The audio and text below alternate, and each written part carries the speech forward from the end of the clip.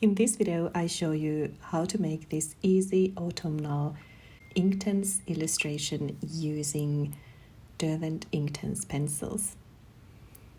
As you probably know by now, Inktense pencils are one of my favorite kind of water-soluble pencils to use, especially for these kinds of simple and quick sketchbook illustrations.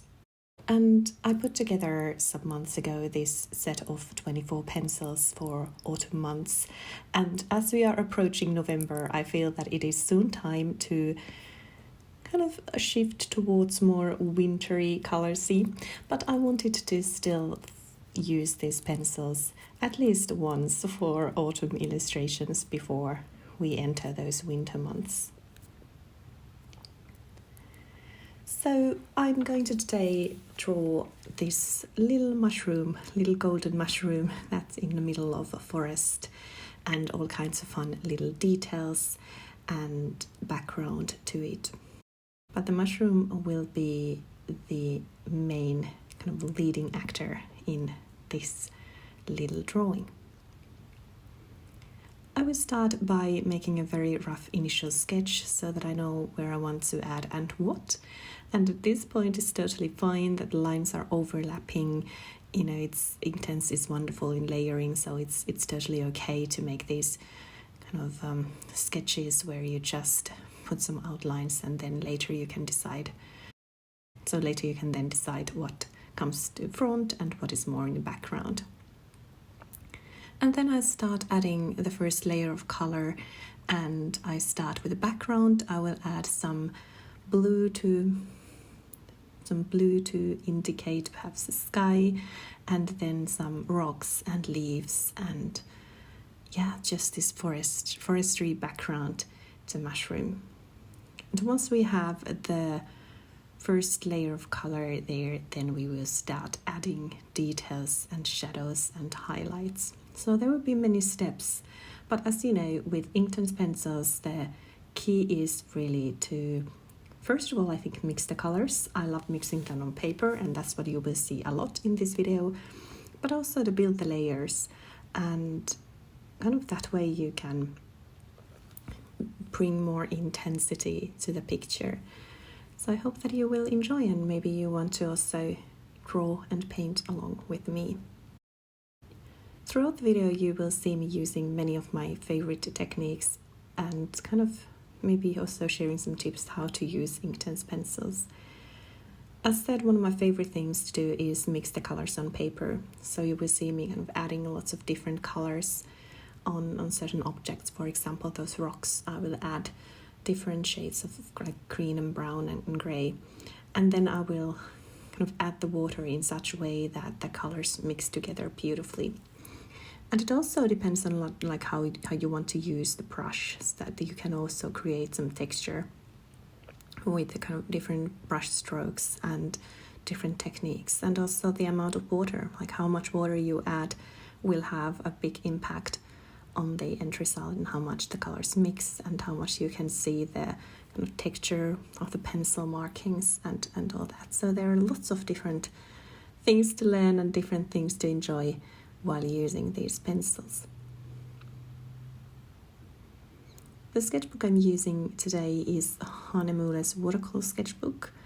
It is not 100% cotton, it is some sort of mix, but it works wonderfully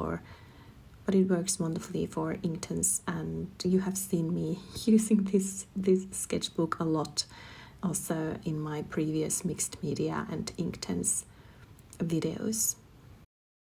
As I walk outside every day with my dog these days, the nature isn't so full of colors anymore. Where I live, we are definitely approaching the more wintry months, and November is usually far from being colorful. It is usually grey and there's lots of rain, and the darkness is really heavy at this time of the year.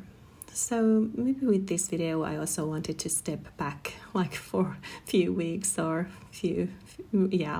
back to September, October, when we could see these beautiful autumnal colors and colorful mushrooms and leaves, and there was lots of green around us. Don't get me wrong, I think that November can also bring lots of kind of hidden beauty, and during November I hope to kind of take you with me a bit outside to find that hidden beauty even when it's a bit harder. But yes, let's enjoy the colorful October for just a few days more.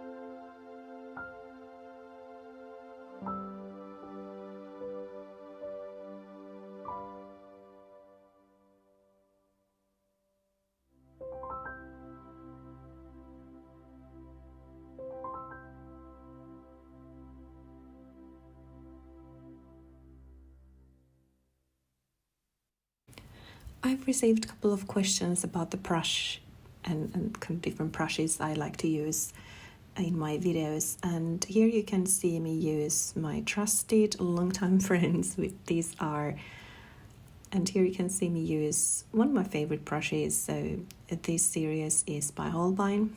These are their clear synthetic brushes, and I've had these for several years now, like many years, and they are wonderful. I think they've lasted time very well. They are very durable and they are perfect for mixed media, especially for Inktense. I really enjoy using them for Inktense, and also with my Neocolor 2s.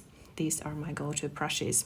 So these are by Holbein, but by all means, just it's up to you what kind of brushes you like to use.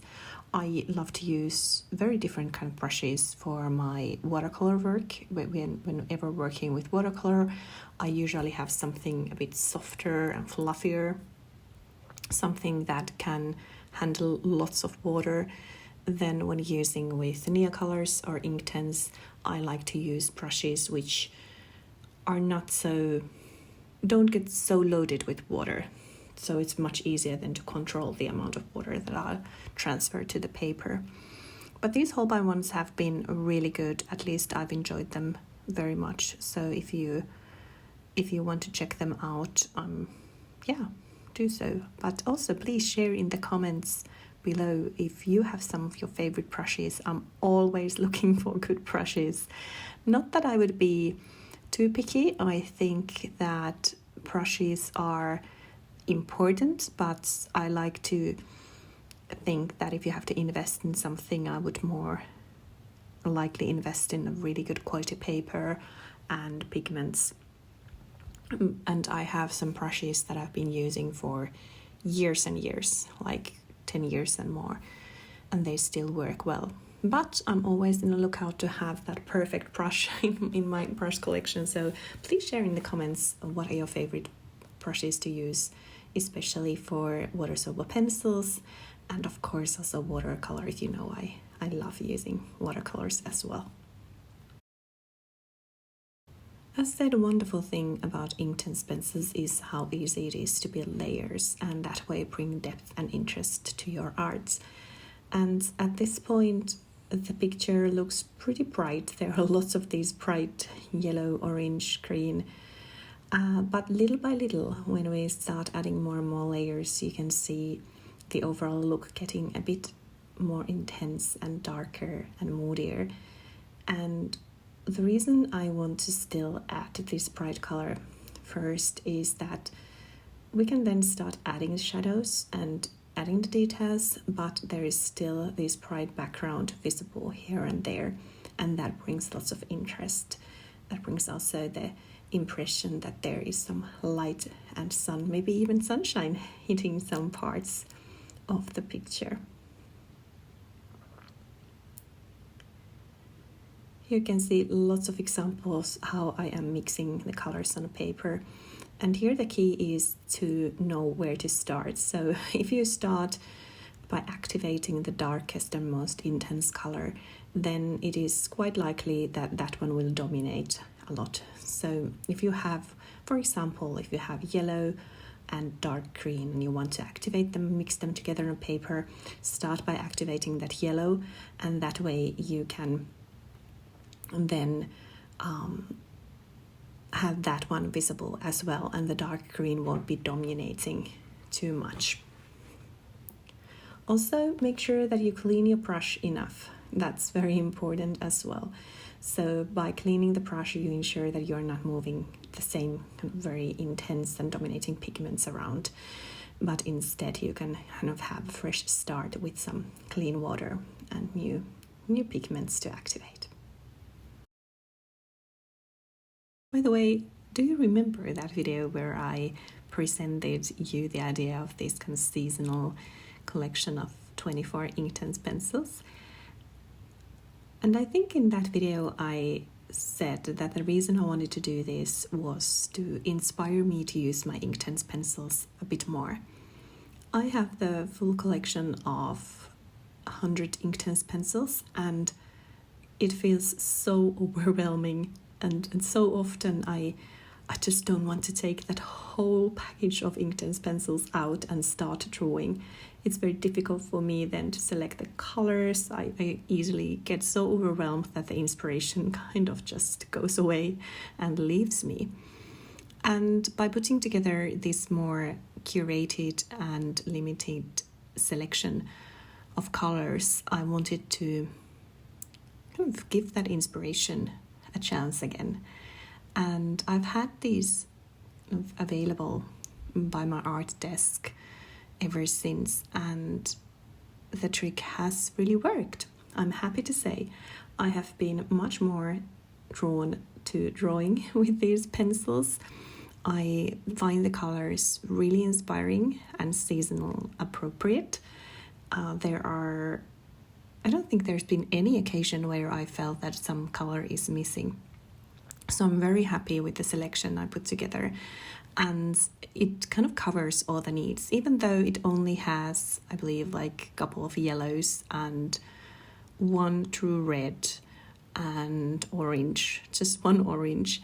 And you could think that how can you make do with such limited color palette for autumn? But here you can actually see that you can do so much with the limited color palette. And the reason being, for example, exactly what I'm showing here, that it's so easy to mix and build the layers.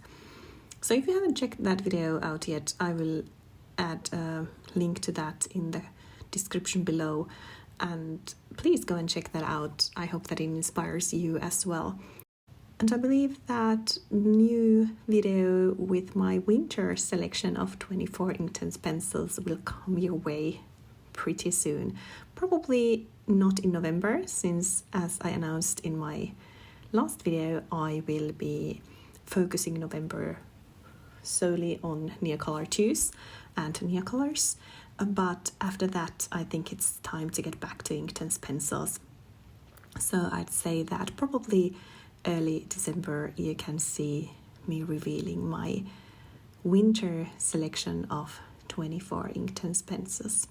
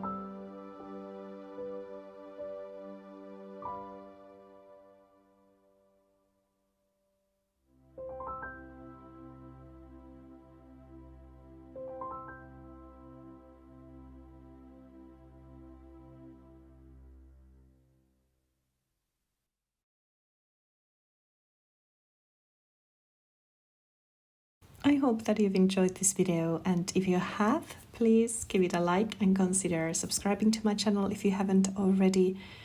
And I hope that you too will enjoy your Inktense pencils, or any water soap pencils will do. Just create some beautiful autumnal art before the winter months arrive. I will see you soon in my next video. Bye for now.